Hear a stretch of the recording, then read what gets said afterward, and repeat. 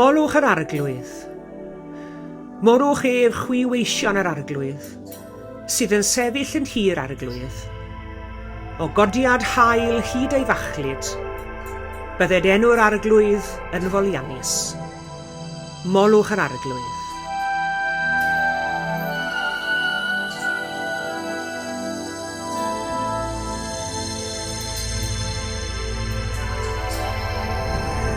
Bore da iawn i chi gyd a chroeso cynnes i Landudno ac i Roedfa heddi. Diolch yn fawr iawn i chi gyd am ymuno ni a bendith ar yr addoliad.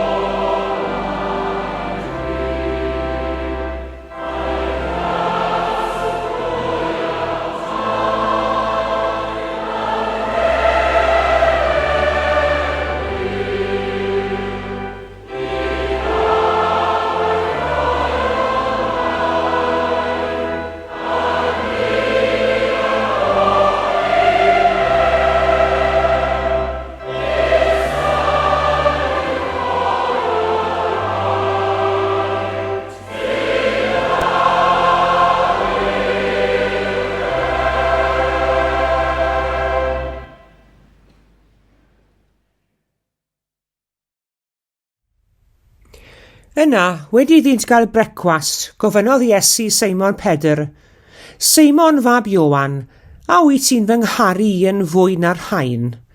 Atebodd ef, ydw i farglwydd, fi wyddos ti dy fod yn dy garu di. Meddai Iesu wrtho, portha fy wyn. Wedyn gofynnodd iddo'r ail waith, Seimon fab Ioan, a wyt ti yn fy ngharu i? Ydw i farglwydd, meddai Pedr wrtho, fe wyddos di fy mod yn dy garu di. Meddai Iesu wrtho, bugeilia fy nefaid. Gofynnodd iddo y drydydd waith, Seimon fab Ioan, a wyt ti'n fy ngharu i? Aeth Pedr yn drist am I fod wedi gofyn iddo y drydydd waith, a wyt ti'n fy ngharu i? Ac meddai wrtho, arglwydd, fi wyddos di bob peth ac rwyt ti'n gwybod fy mod I yn dy garu di. Dywedodd Iesu wrtho, portha fy nefaid.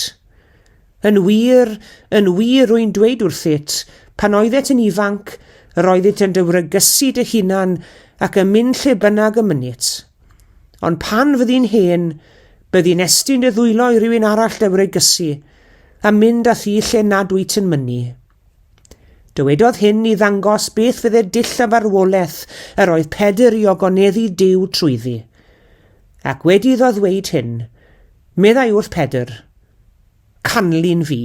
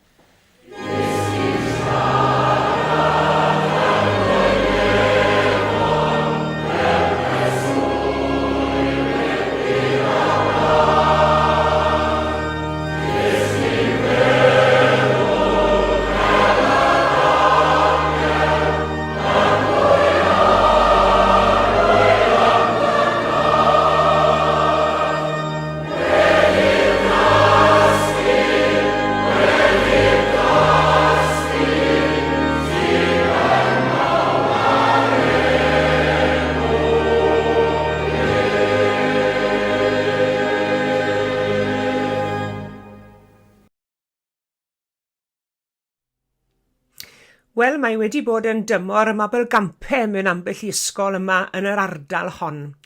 A tybed faint o'r bobl ifanc a'r plant yma sydd wedi bod yn breuddwydio wrth Rhedeg yn y mabel gampau eleni am Rhedeg rhyw ddydd yng ngemau'r gymanwlad neu yn y gemau Olympaidd. Mae'n gyfnod yr athletau. Bob 4 blynedd wrth gwrs fe gewn ni'r cyfle a'r wefr o wylio'r gemau Olympaidd a rhyfeddu at gyflymder rhai o'r hedwyr cyflyma'r byd.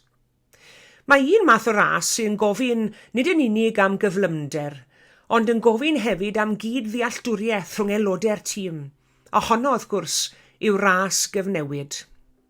Bydd un aelod o'r tîm yn rhedeg gyda'r baton ac yn ei throsglwyddo'n ddeheuig o fewn pellter penodedig i'r hedwr nesaf, a hynny e bollwng y baton na'i cholli hi ar y ffordd. A pham dda i'n meddwl am y cyfnod hwn rhwng y Pasg a'r Pentecost, rydw i'n credu bod y cyfnod yn debyg iawn i ras gyfnewid. Mae'r arglwydd Iesu wrth gwrs erbyn hyn wedi cyflawni gwaith Duw, wedi annog bobl i edifarhau, mae wedi meithrin disgyblion, mae wedi achau cleifion, mae wedi ymddangos wedi atgyfodiad i nifer o bobl mewn amgylchiadau gwahanol, a nawr mae e'n dweud, nawr te, eich tro chi yw i nawr. Ewch i wneud y pethau i chi wedi ngweld i yn ei gwneud. Eich tro chi yw i nawr. Mae o'n trosglwyddo'r baton.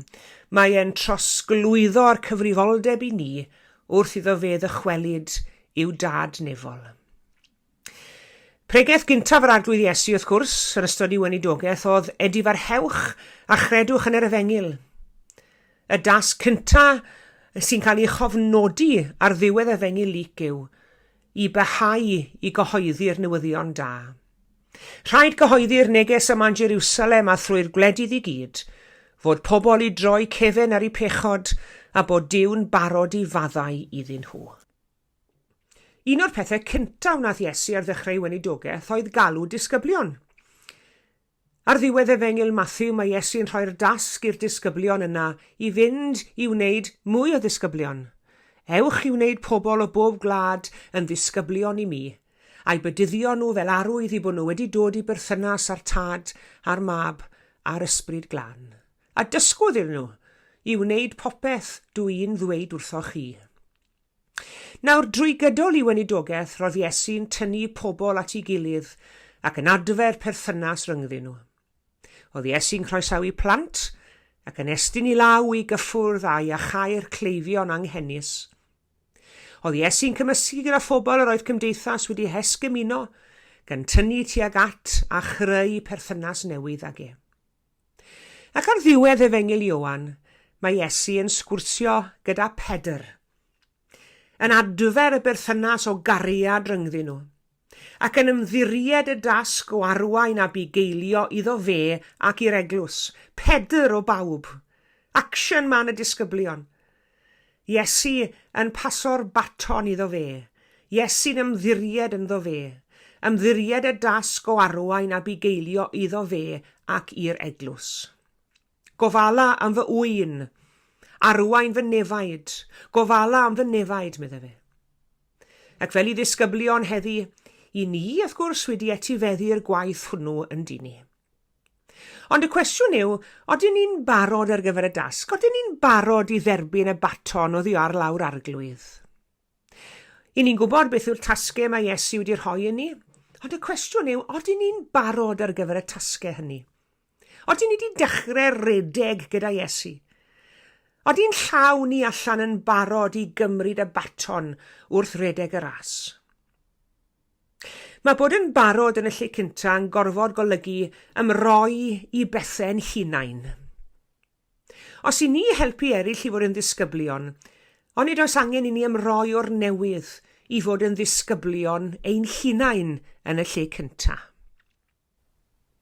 Mae nifer fawr o bobl heddi yn mynd i'r gampfan wythnosol.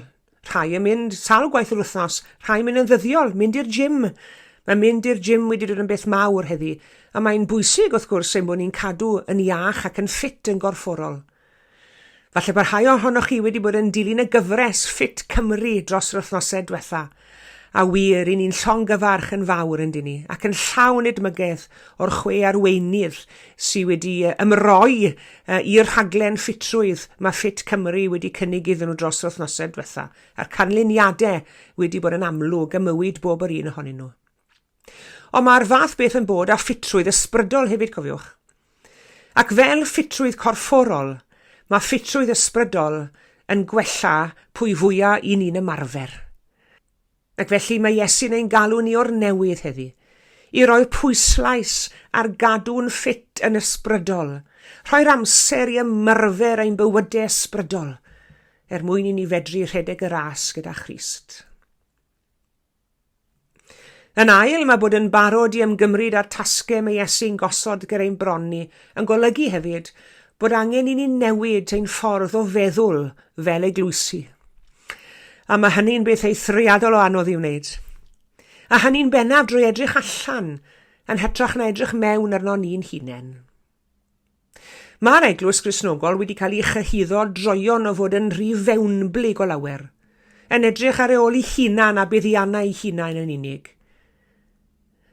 Nid clwb ydy'r eglwys. Smo clwb yn gallu troi'n eglwys, ond fe all eglwys troi'n glwb os bydd hi'n meddwl am ei hunan ac am fuddiannau ei hunan yn unig. Os i ni'n mynd i ganolbwyntio ar ein anghenion ni'n hunain oddi fewn ein heglwysi ni, a dal at y pethau sydd yn ein plesio ni yn unig, dydy hynny ddim yn arwydd o fod yn barod i rhedeg gyda Iesu Grist. Pobl sydd yn edrych allan yw bobl yr arglwydd, ac nid bobl sydd yn edrych mewn yn unig, ynddo fe. Ac yn sicr, mae'r eglwys ar y ddeiar hon i fod yn offeryn effeithiol i drosglwyddo cenhadaeth Duw i'r byd, ac efengil newyddion da'r arglwydd Iesu Grist hefyd. Yn drydydd, mae bod yn barod yn golygu parodrwydd i fentro ac i arbrofi. Fedrwn ni ddim cael ein dal yn ôl gan y gweddau fel os yw'n digon dda i'n tadau yn mamau, fydd yn ddigon da i ni. Mae'n gyfnod newydd. Mae angen dulliau newydd. Ond efallai mae'r ffordd bwysicach o fod yn barod i'w sylweddoli nad arno ni mae llwyddiant y gwaith yn dibynnu yn gyfan gwbl. Yn i'w neges bwysicaf y Pentecost yw bod Duw am fod ar waith drwo ni os i ni'n fodlon agor ein calonnau a'n bywydau iddo fe mewn gweddi. Styriwch chi nawr bobl y Pentecost cynta, a'r bobl weddigar, ddisgwylgar am yr hyn roedd Duw am i wneud nesa, y disgynodd yr ysbryd glân ar y Pentecost ynddo fe. Gadewch i ni ofyn i Dduw fel unigolion, fel eglwysi, pa bethau newydd cyffroes yr wyt ti arglwydd am wneud yng Nghymru heddi?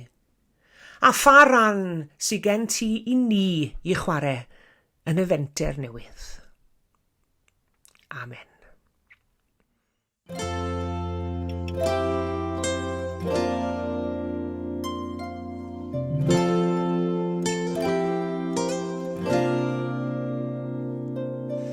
Cymer arglwydd feini oesi i'w chysegri oll i ti.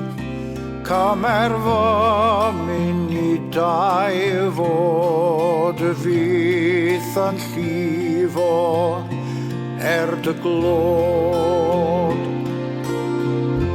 Cymer dif yn nwylo'n yr hodd, fydd i'w wnaeth i'r wrth dyfodd.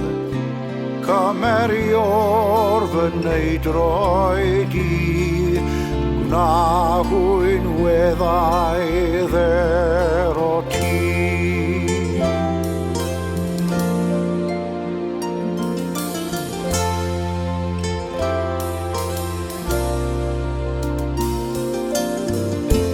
Cymer dif y llais yn lan, am fy mrenin boed fy nghan.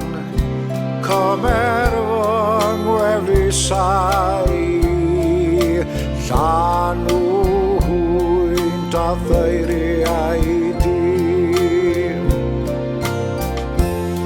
Cymerfair ar das I ddim, min I fynw natal dim.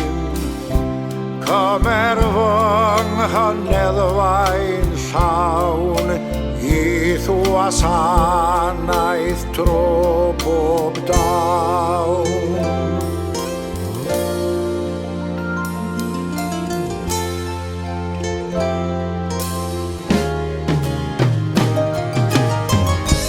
Cymer mwy fe wyllus I, gwna hi ni'n ar eiddo ti. Cymer I tir galon hon, yn o'r seddfainc dan fy mron. Cymer fy serchiadau o'r, wrth dy draed drwy'n bwrw stor. Cymer arglwydd, cymer fi, byth yn unig oll I ti.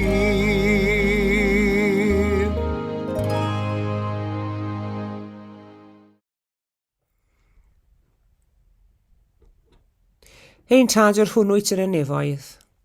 Diolchwn I ti am yr oedfa hon, ac am gyfle I addoli di unwaith eto. Diolch I ti fod drws agored gweddi yn agored I ni. Diolch bod llwybr gweddi yn rhydd I ni gael ei cherdded. Yn diolch arglwydd am ein hannog ni, ac I blannu'r awydd yn ein calonau ni, I ymdywelu gyda fron di yn awr mewn gweddi. I ni'n dyfoli di o dad yn dad mab ac ysbryd glân. Ti yw ein diw ni, ninen bobl I ti a defaid y borfa. Helpa ni felly arglwydd I thaddoli di mewn predferthwch sancteiddrwydd, ac I rhoi o'n gorau I ti wrth I ni ymdywelu gyda fron di yn awr mewn gweddi. I ni'n diolch I ti arglwydd am bopeth sydd wedi cael I drosglwyddo I ni. Eglwys a chymdeithas eglwys, ysgol Sul, ac yn fwy na dim efengil newyddion dad y fab Iesu Grist. Diolch am bob dylanwa da sydd wedi bod arno ni yng nghyd-destun yr efengil Gristnogol a'r eglwys, ac am bawb sydd wedi rhoi o'i hamser a'i hegni i'n hyfforddi ni a'n dysgu ni yng ngwirioneddau a dyled swyddau'r ffydd Gristnogol. Ond arglwydd helpa ni nawr I beidio bod yn hunanol a chadw'r cwbl i'n hunain, ond I basio mlaen I drosglwyddo yr hyn sydd yn eiddo I ni, mwyn I eraill fwynhau yr un fendith. I ni'n diolch I ti arglwydd am yr etifeddiaeth hon, yr etifeddiaeth gyfoethog hon sydd bellach yn ein dwylo ni. Ac I ni'n gweddio dad nefol, a byddwn ni yn rhai a fydd yn cyfryngu newyddion da'r efengil I bobl eraill. Mae gyda ni gymaint I rannu arglwydd, gymaint o brofiadau, gymaint o newyddion, gymaint o bethau sydd yn lloni'n bywydau ni, gymaint o bethau sy'n dod â chysur a bendith I ni, gymaint o bethau sydd yn dofi'r ofnau a'r gofidiau yn ein calonau ni. Gwydad nefol I ni'n diolch I ti am y fendith hynny, ac mae fraint o ddysgu am Iesu Grist a'i adnabod fel ein harglwydd a'n gwaredwr. O dad nefol, wrth I ni weddio heddi ni'n meddwl am ein byd ni. Ni'n meddwl am bawb sydd yn dioddef yn ein byd ni, o ganyniad I ormes a ryfel a thrais, ac o ganyniad hefyd I drychinebau naturiol. I ni meddwl am wlad Malawi wythnos hon, sydd yn ffocws y pêl cymoedd Cristnogol. Gyn ni'n diolch am bob ymdrech sydd wedi bod yn ystod yr wythnos hon I gefnogi'r bobl hynny ac I gefnogi gwaith cymoedd Cristnogol. Ni'n meddwl am yr ardaloedd hynny sydd wedi cael ei effeithio gan lifogydd oherwydd newid hinsawdd, bobl wedi cael ei adleoli, ffoduried newid hinsawdd, bobl sydd wedi cael ei effeithio gan daear grynfeydd a chorwyntoedd. Arglwydd ein Duw, I ni cyflwyno'r byd I ti mewn gweddi heddi. Cyn gofyn I ti fod yn agos iawn at bawb, yn enwedig y rhai, sydd yn ofni gweld y diwrnod hwn yn datblygu, ac yn ofni gweld y nos yn dod. Cofiwn hefyd am ein teuluoedd, am ein cyfeillion, am ein cymdogion, am bawb i ni'n nabod, a'r heini nad yw ei henwyn hysbys i ni, ond i ni'n gwyddio drostynt oherwydd i bod nhw'n perthyn i ni drwy ein perthynas a thi o dad nefol. Clyw ein gweddi felly o dad, aros gyda ni weddill y dydd cysegredig hwn, ac i fewn i'r wythnos newydd sydd bellach wedi gwawrio. Gofyn nhw'n hyn yn enw Iesu Grist ein harglwydd a'n gwaredwr, yn dysgodd ni wrth weddio i ddweud gyda'n gilydd. Ein tad yr hwn wyt yn y nefoedd, sancteiddiad dy enw, deled y deyrnas, gwneler dy ewyllus, megis yn y nef felly ar y ddeiar hefyd. Dyro i ni heddiw ein bara beinyddiol, a madda i ni ein dyledion, fel y myddew nina i'n dyledwyr. Ac nac arwain ni brofedigaeth eithir gwared ni rhag drwg, can i seiddo tir deyrnas, a'r nerth a'r gogoniant, yn oes oesoedd. Amen.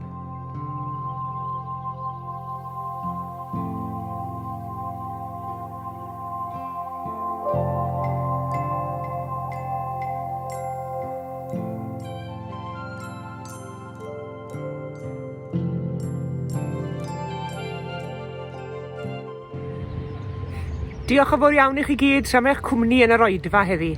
Tan y Sul nesa, o Landudno, cadwch yn ddiogel ac yn iach, a gras ein harglwydd Iesu Grist a chariad Duw, a chymdeithas yr ysbryd glân, a fyddo gyda ni oll.